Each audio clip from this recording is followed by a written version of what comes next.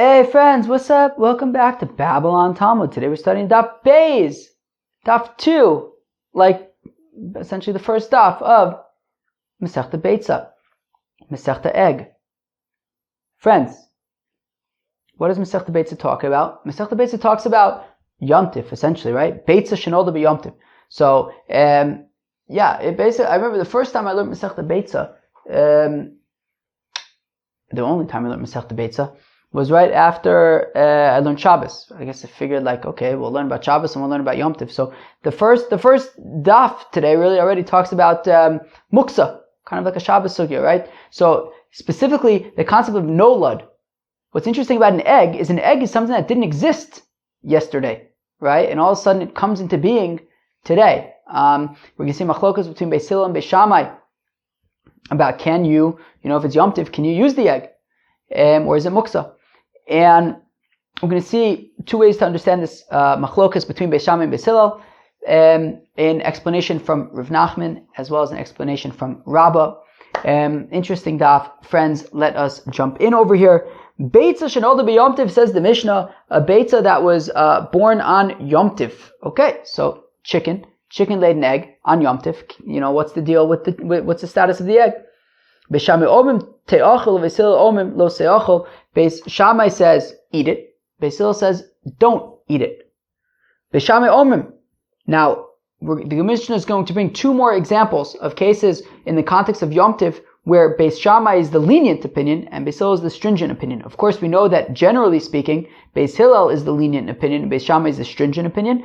This Mishnah over here is going to list three examples where Beis Shammai is the lenient opinion and Beis Hillel is the stringent opinion, starting with an egg that was laid on Yom Tiv. Beis Shammai says you're allowed to eat it. Beis Hillel says you may not. Beis Shammai omim. Beis Shammai says seor b'chzayis, that on Pesach, leaven, like sourdough starter, b'chometz, as well as like bread and stuff, b'kikosevis. Wait, so seor, leaven, is Yechayev for it's a problem if it's a kezayis, whereas chometz is a larger amount, a kosevis, a date, like we learned about in Masechta Yoma already now 2 Masechtas ago. Wow. Beis Hillel omrim zev kezayis, whereas Beis Hillel says that both leaven as well as chometz kezayis, which is more stringent than Beis Shammai, who says that by chometz it's a larger amount until it's a problem, which is a date. Says Beis Hillel already, chometz is going to be a problem once it is a olive size.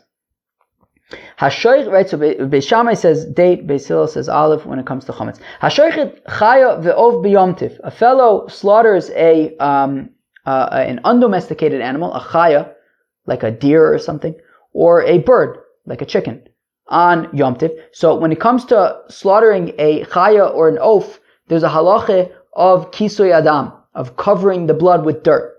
So Beis Shammai omim yachpor b'deka v'yichase. So Beis Shammai says you take a spade. What's a spade?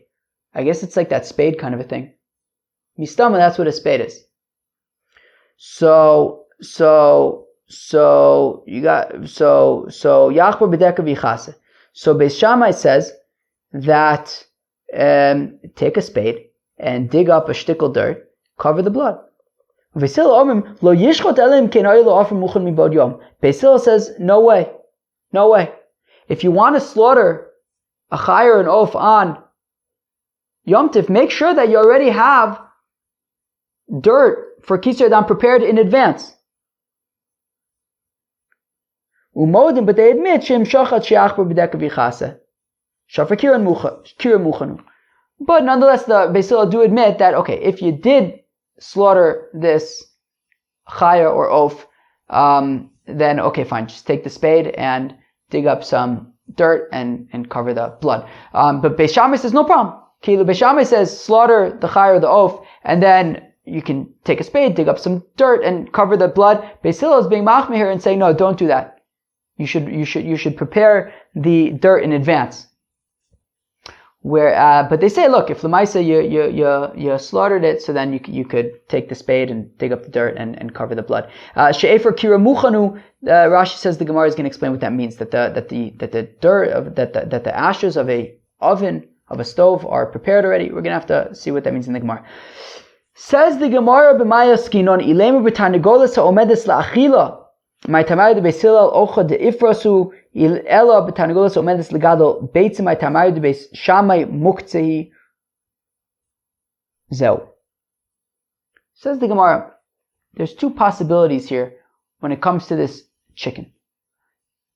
Either it could be a chicken that's a food chicken, you're going to eat it, which means that the chicken therefore is considered food, and its eggs would just be considered part of that food. So then, right, if that's the case, what's Beis Hillel's problem? It's just food.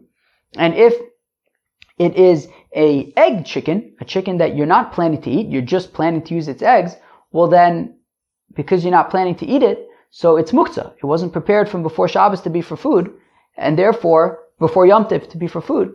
And therefore, I don't understand why Beis Shammai would say it's allowed. It's muktzah. So again, let's read this again. But my askina, what kind of chicken that's laying an egg? What kind of chicken was it that laid the egg? If we're talking about a chicken that you're planning to eat, that it's food, my tamayud Beis Hillel. So why does Beis Hillel say that you're not allowed to eat the egg? Ochle de ifrasu. It's just food that got separated from other food. The whole chicken is food, including the egg. So, and if we say that it's a chicken that you're not planning to eat, so it's not food, it's an egg chicken, you just want to use its eggs. So my tamayud Beis Shammai. Well then how come Beis Shammai says that you're allowed to eat the egg? Muktzah. It's muktzah. The chicken's muktzah. You weren't planning to use it for food, so it's a muktzah egg.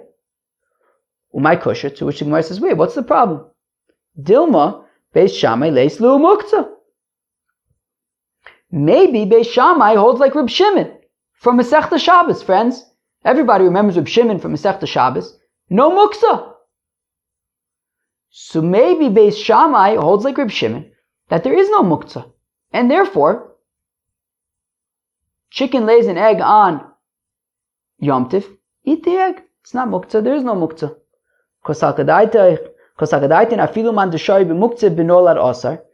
And says the Gemara, well, it enters our mind to say that even if you don't hold of muktzah, you do hold of nolad. Because what's nolad? Nolad, Beitzah shenolda b'Yom Tiv. An egg that was laid on Yom Tiv. The day before Yom Tiv, an Erev Yom Tiv, there was no egg that existed. This egg only came into existence on Yom Tiv. It didn't exist the day before.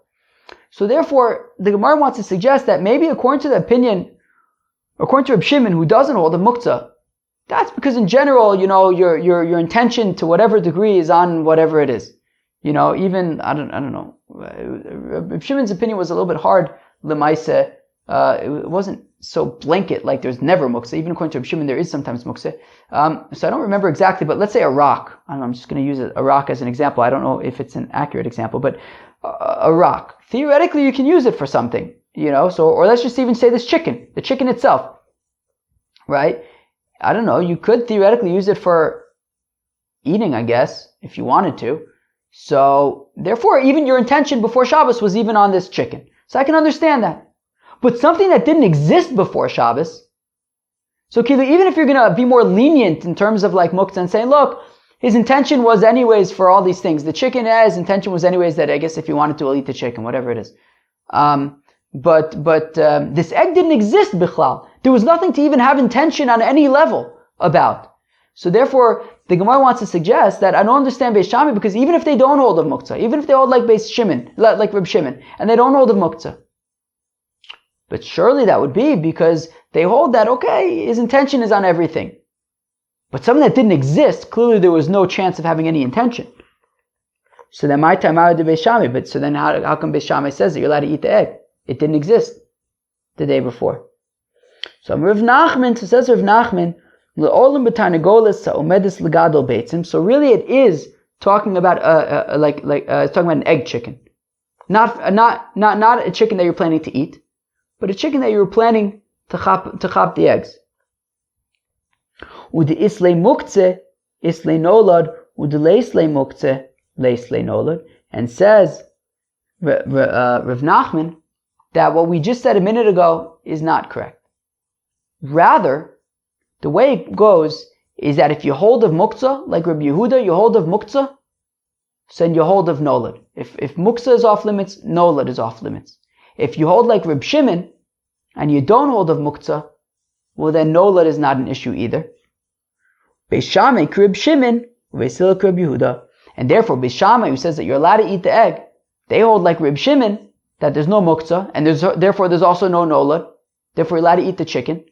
And Beis Hillel, who says that you're not allowed to eat the egg, they hold like Reb Yehuda, who does not hold of muktzah. Beis Hillel holds like Reb Yehuda, who does hold of muktzah, and Memele he also holds of nolad, and therefore Beis Hillel says that you're not allowed to eat the egg.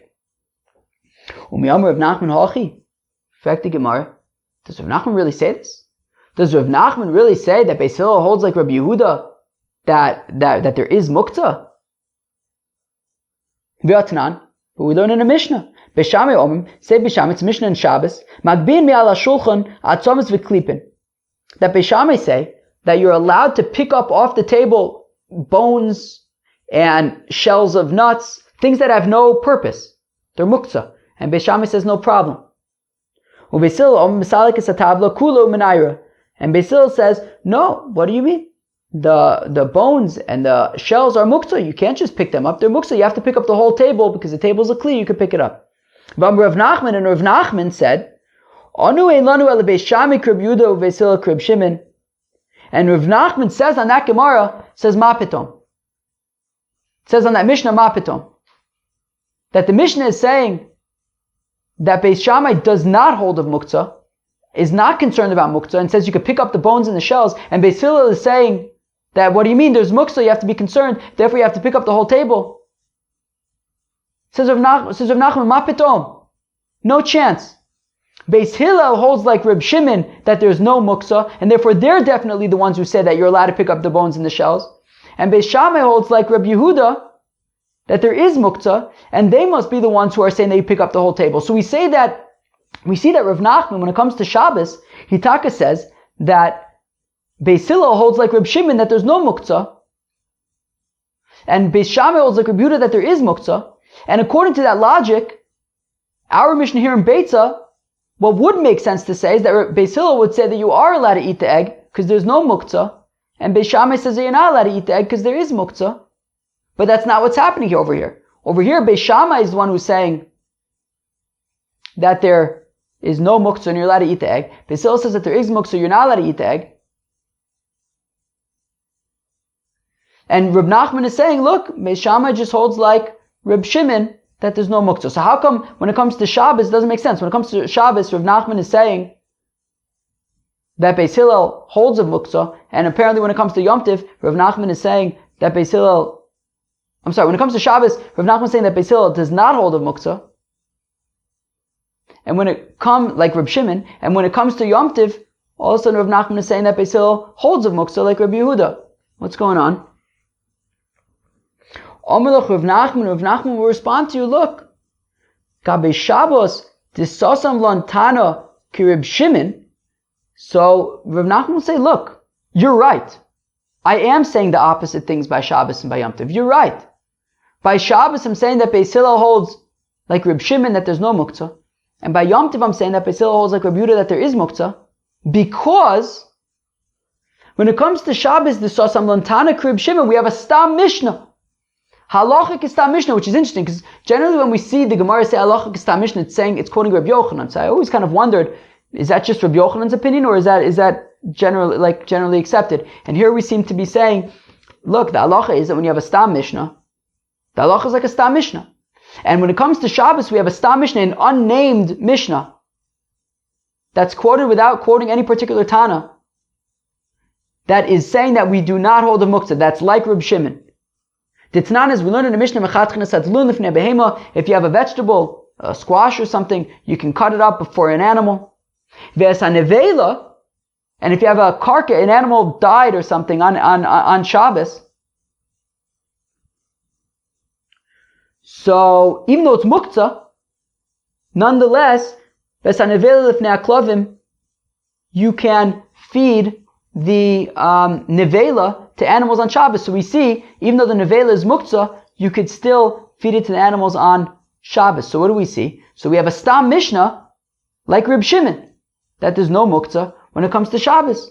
So mukim la levesila Reb Shimon. And therefore, says Rav Nachman, Beis Hillel, who of course we also know from the Gemara in Eruvin that we always passing like Beis Hillel. So Beis Hillel, who we paskin like, is also going to have to be like the Stam Mishnah, which is like Reb Shimon. So when it comes to Shabbos, we see that Memele, Beis Hillel is going to hold like Reb Shimon that there's no muktzah. Aval, Gabe Yom Tiv, when it comes to Yom Tiv, the Sosam Lan Tanik Reb Yehuda, but when it comes to Yom Tiv, we have the opposite. We have a Stam Mishnah, an unattributed Mishnah, which means that it's the halacha, that is like Reb Yehuda, that there is muktzah when it comes to Yom Tiv. The Tananas, we learn in the Mishnah, Ein mevakin eitzim in akoris, if there's a pile of beams that are set aside to be used for construction, you can't cut them or you can't chop them up for firewood on Yom Tiv.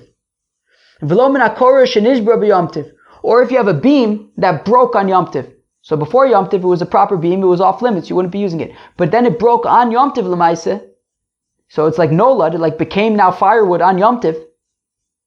You're not allowed to use either of these beams, the beams that were set around aside for construction, or that broke and became firewood on Yom Tiv. You can't use either one to burn on Yom Tiv.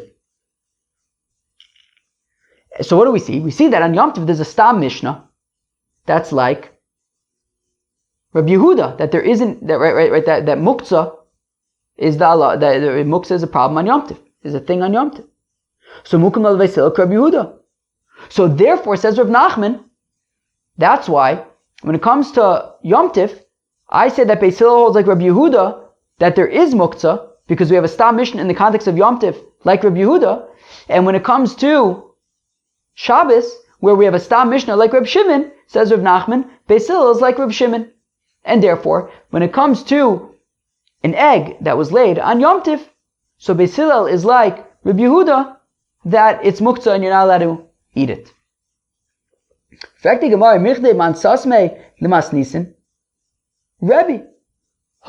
friends, this is gewaldig.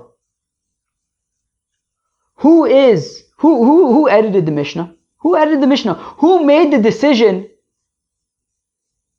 Who made the decision of what should be a Stam Mishnah? Who made the decision to make a Stam Mishnah in the context of Yom Tiv to be like Reb Yehuda, in the context of Shabbos to be like Reb Shimon?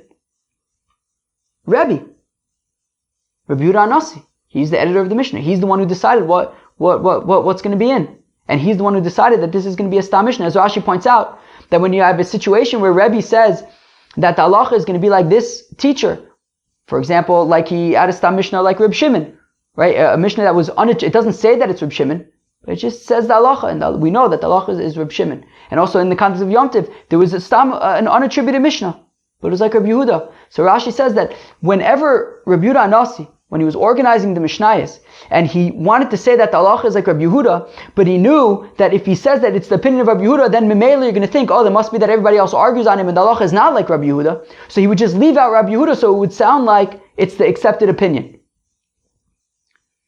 Right? Or the same thing with Reb Shimon. Whatever the Stam Mishnah is, Kilu. So if you have one Tana, and Rebbe, put in a Mishnah, which is the opinion of that Tana, but left out that Tana's name, it's because Rebbe wanted to indicate that the halacha is like this Tana, and he felt that if you put the name of the Tana there, then all of a sudden you would think, well, it's only one opinion, and it must be that the majority of the people disagree, and therefore the halacha is not like that. If Rebbe wanted to make it clear that the halacha is like a certain Tana, he would just leave out the name and make it seem like it was the unanimously accepted opinion. So the question is, who's the one who made these Stam Mishnayos? Who's the one who decided that by Yom Tiv we're going to paskin like Rabbi Yehuda, and that by Shabbos we're going to paskin like Rabbi Shimon? Rebbe. Mishna b'Shabbos disasim lan Rabbi Shimon, u'Mishna b'Yom Tiv disasim lan Rabbi Yehuda. So then, how come Rabbi Yehuda Nasi made that decision? How come Rabbi Yehuda Anasi felt that on Yom Tiv the halacha should be like Rabbi Yehuda that there is muktzah, and then on Shabbos the halacha should be like Rabbi Shimon that there isn't muktzah. How come we made this decision? And for the Gemara, Shabbos the Chamira v'lo asil zalzulei ba sasam lan Rabbi Shimon the Mekel. So the Gemara answers, well, because Shabbos is very stringent. On Shabbos, if you do a malacha, you chayiv kares. If there are witnesses, you chayiv skila. If you do it on purpose in both those cases. Kares, skila, it's very serious. Therefore, Rabbi Yehuda Anasi can assume that people, right, even if we don't make even if we say, look, there's no halacha of muktzah, you're still going to take Shabbos seriously. So there's a little bit more space because of the stringency in general around Shabbos. We're less concerned that if we pass in like Reb Shimon, people are not going to take Shabbos seriously. People certainly are going to take Shabbos seriously. Whereas Yom Tiv the Kil, V'asi l'zalzulei bei, sosam lan Reb Yehuda de Machmir. Whereas on Yom Tiv, where even if you do malacha on Yom Tiv on purpose, you chayiv malchus, it's a lav. You're not chayiv skila, chayiv malchus. So therefore, Rebbe was concerned that if we say, that there's no halacha of muktzah, so then people just won't take Yom Tov seriously enough.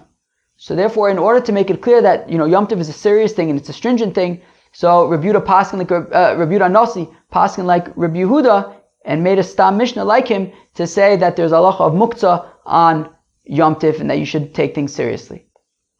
Now, Frekte Gemara. So one second. B'mayu kimto Tanagolas omedes legado beitzim mishum muktzeh.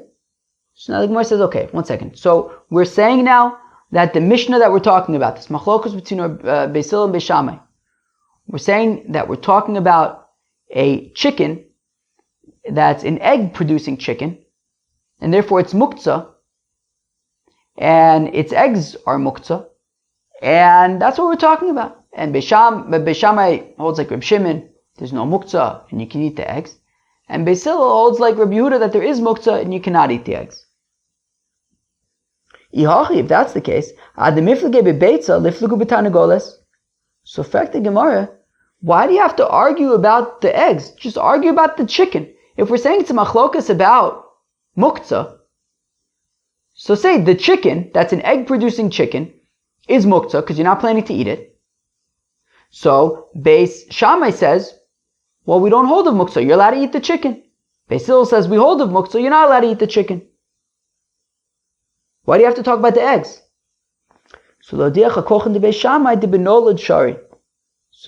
and for the Gemara, well, because we want to teach you how extreme Beis Shammai go in allowing muktzah and saying that we don't hold the muktzah, that even by nolad, even by this egg which didn't exist when Yom Tov started.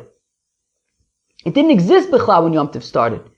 And yet Beis Shammai is saying, I don't care, you're allowed to eat the egg. So that's why we talk about the eggs and not just the chicken, to show you that Beis Shammai mamish, when they say that they don't have muktzah, they mamish don't hold of muktzah. Even nolad is allowed. But now the Gemara asks, well, why don't you do it in the opposite extreme? Why don't you say that, why don't you have the machlokas in the context of the chicken itself? To show you how extreme Beis Hillel goes in saying that you're not allowed to eat the chicken, that even though it's just the chicken, you're still not allowed to eat it. We're not even talking about nolad over here. It's just a regular old muktzah. And still Beis Hillel says you're not allowed to eat it. So why don't we teach the extreme opinion of Beis Hillel? And therefore the machlokas would be in the context of the chicken itself. So the Gemara says, well, maybe because we want to teach like this principle of koach da'atera adif. Friends, what does that mean? It's a geschmacka principle. Koach da'atera adif. It's much more interesting to tell me that something's permitted than to tell me that something is forbidden. As Rashi explains. Let me read Rashi because he says it beautifully. It says Rashi, da'atera adif le, tov lo lashmi'enu koach divrei amatir. It's much more interesting for us to hear about somebody who says that something is permitted, shehu somech al shmu'aso, that he relies upon his knowledge, upon his learning. Ve'enu yarei lahatir. He's not scared to say that something is permitted because he knows everything. He's relying upon his knowledge to say, look, I know the sugya, I know that this is permitted, don't worry about it. What's so interesting about saying that something's forbidden? Anybody could be stringent. You can even be stringent about something that's permitted. Anybody could be stringent. It's much more interesting to know that something's permitted. So therefore, you might say, well, if I have a choice between teaching me how strict Beis Hillel is in saying that you're not allowed to even eat the chicken, or to say how lenient Beis Shammai is to say that you're even allowed to eat the egg, I'd much rather hear about Beis Shammai. It's much more interesting, because anybody could say that something's also, it's much more interesting in a bigger Chiddush to hear that Beis Shammai says that even the egg is mutter. Niflo b'tarvayu. But the Gemara suggests, why don't you just feed all the birds with all the seeds? Tarnagolis ha'omedis legado beitzim, that when you have a chicken, an egg-producing chicken, he uveitzasa, so the chicken itself as well as the eggs, Beis Shammai omim te'achel. Beis Shammai says you're allowed to eat the chicken as well as even the eggs. Beis Hillel omim lo te'achel. Beis Hillel says you're not allowed to eat the egg, you're not even allowed to eat the chicken. And if you would do that, so then that would kind of teach us everything. Teach us the extreme leniency of Beis Shammai, the extreme stringency of Beis Hillel. So the Gemara is basically saying, look, if you want to say that we're talking about an egg-producing chicken, well, then I get a little bit stuck, right? And that's Rav Nachman's opinion, that's talking about an egg-producing chicken. But then I get a little bit stuck, because why doesn't the Mishnah say that a egg, what do we say? Where am I? Right?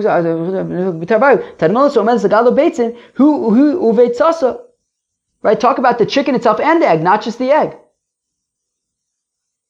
So rather, if we're talking about kilu, if it's an egg-producing chicken and it's just a question of muktzah, then it shouldn't just be teaching about the egg; it should be teaching about the chicken as well. So Ella, Omer Rabba le'olam b'tarnagolas omedes la'achila. Says Rabba, actually, we're talking about a chicken that you're going to eat. A chicken that you're going to eat. And therefore, if it's a chicken that you're going to eat, so then why does Beis Hillel say that you're not allowed to eat the egg? What's wrong with egg? It's just part of it. It's just food. It's food that got separated from other food. And it says, Rabba, we're talking about Yom Tif that comes out right after Shabbos. We're talking about a Yom Tif on a Sunday. And the issue is hachana, a preparation for Yom Tif. Because of a Rabba called Beitzah de Misyado ha'idna me'esmo gemarale. That Rabba says, look, any egg that is laid today, it was already prepared to be laid the day before. Meaning that when Yom Tov falls out on a Sunday, this egg that's laid on a Sunday was already prepared the day before on Shabbos. The Rabba l'taime, and Rabba is according to his reasoning to Amar Rabba, the Rabba says, what does it mean when the pasuk says that on the sixth day they would prepare that which they would bring? That you prepare from the weekday for Shabbos, and you prepare from the weekday for Yom Tiv. Then Yom Tiv mechin the Shabbos, then Shabbos mechin the Yom Tiv. But you don't prepare from Yom Tiv to Shabbos, nor do you prepare from Shabbos to Yom Tiv. That's of course why we make an Eruv Tavshilin when Shabbos is after Yom Tiv, because you're allowed to cook on Yom Tiv, but only on Yom Tiv for Yom Tiv. You can't cook on Yom Tiv for Shabbos, therefore you make an Eruv Tavshilin before Yom Tiv so that you're allowed to cook from Yom Tiv for Shabbos. But says Rabbah, you're not allowed to prepare from Yom Tiv to Shabbos or from Shabbos to Yom Tiv. And therefore, this egg that was laid on Yom Tiv, if Yom Tiv is on a Sunday, Memele it was prepared the day before on Shabbos, and you're not allowed to eat that egg. So that is pshat according to Rabbah. Rabbah says we're talking about an egg that you're a chicken that you're gonna eat. So if it's a chicken that you're gonna eat, then Memele you should be allowed to eat the eggs as well. It's all food. So, but says Rabbah, we're talking about when Yom Tiv falls out on a Sunday, that this egg specifically, the chicken you're allowed to eat, but the egg was prepared on Shabbos for Yom Tiv, you're not allowed to eat the egg. Therefore, it's specifically the egg that we're arguing about, but not the chicken. Omle Abaye says Abaye Elamiato Yom Tiv ba'alma tishtri. Says Abaye, okay, but according to that, what about when Yom Tiv is on a Wednesday? So any egg that was born on Yom Tiv was prepared the day before on Erev Yom Tiv, which was a Tuesday. Who cares? I should be able to eat that. Gizeri mishum Yom Tiv achar Shabbos. So the Gemara answers, well, you can't eat it because we're concerned that then when Yom Tiv falls out on a Sunday, you might also eat the egg even though you're not allowed to. So therefore, even on a regular Yom Tiv, you're not allowed to eat the egg either. Shabbos the Alma Tishrei, Gizeri mishum Shabbos Tishrei. So then also a Shabbos, a regular Shabbos, right? If an egg was laid on Shabbos, So I should be able to crack open the egg and eat it. You can not cook it, obviously, but I should be able to eat the egg. Because it was prepared the day before. The day before was Friday. So well, we're concerned about what happens when Yom Tov is on Friday, and then you have Shabbos, and then the egg was prepared the day before on Yom Tov, and therefore you're not allowed to eat it on Shabbos, and therefore every Shabbos you're not allowed to eat it, because you might end up eating it on Shabbos when Friday was Yom Tov. Okay.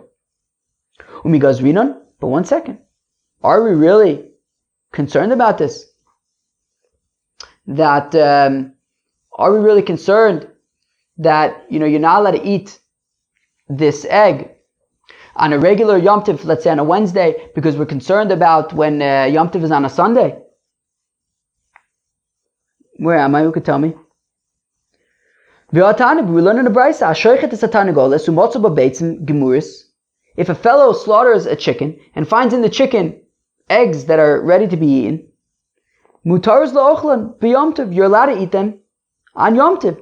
Vim isa, and if we are concerned about things that are mutar because of things that are asur, kilu, just like we're saying that in a situation where Yom Tov falls out on a Wednesday, you're also not allowed to eat the eggs just in case because of when Yom Tov falls out on a Sunday. Well, then also you shouldn't be allowed to eat the eggs out of the same concern. What about a situation where your mamish not allowed to eat the eggs? What if it's mamish a Yom Tov on a Sunday, in which case these eggs were ready to go the day before on Shabbos, so mamish would be a problem, right? Meaning in a situation where, like mamish, Yom Tov falls out on a Sunday, and any eggs that were laid that day, you wouldn't be allowed to eat because they're prepared on Shabbos. So then shouldn't we be concerned about a situation where you slaughter a chicken and you find eggs that are ready to go?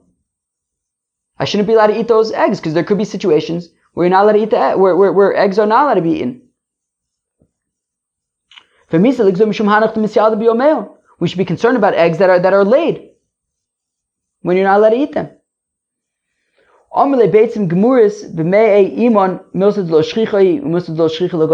which the Gemara answers, well, slaughtering a chicken and finding full eggs that are ready to be eaten is something that's uncommon, and therefore we're not concerned. We don't have to make a gezerah. Well, if you eat the eggs when you slaughter the chicken, you might end up eating the eggs when they're laid on a Sunday, which is also midoraisa. So that would be a problem. So we're not concerned about that because slaughtering a chicken and finding eggs inside is not something that's so common. Therefore, we're not so concerned. All right, Givaldi. Cheve, that was the first daf, Masechta Beitzah. What do you think? Kind of interesting, right? No, what did the first daf of Masechta Beitzah talk about? Basically, an egg that was laid on Yom Tov. So, Beis Shammai says you're allowed to eat it. Beis Hillel says you're not allowed to eat it. And the question is, how come? What are we talking about? So Rav Nachman says, look, we're talking about a egg. We're talking about a chicken that is an egg-laying chicken. And because it says Rav Nachman, because it's an egg-laying chicken, it's not food. Therefore, it's muktzah. And also, its egg is muktzah. And Beis Shammai holds like Reb Shimon, that we don't hold of muktzah. And therefore, you're allowed to eat it. And Beis Hillel holds like Reb Yehuda, that we do hold of muktzah, and therefore, you're not allowed to eat it. And then the Gemara asks, but if that's the case, well then, really, we should be teaching not just about the egg, but about the chicken itself. Meaning, the chicken's muktzah just like the egg is.